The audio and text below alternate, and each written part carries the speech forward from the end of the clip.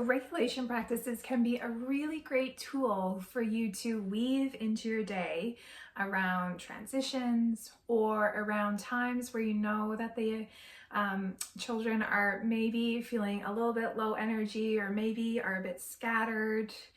And they are super simple. They're designed to engage our senses and get us back into our bodies. So one of the easiest things you can do is a clap with a call and release.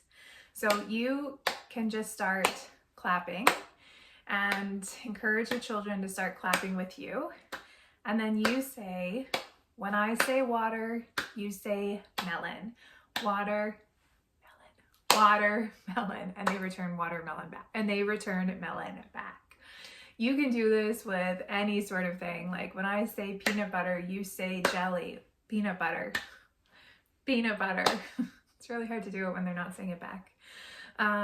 This is just a really quick way to re-engage them and help them come back to this moment.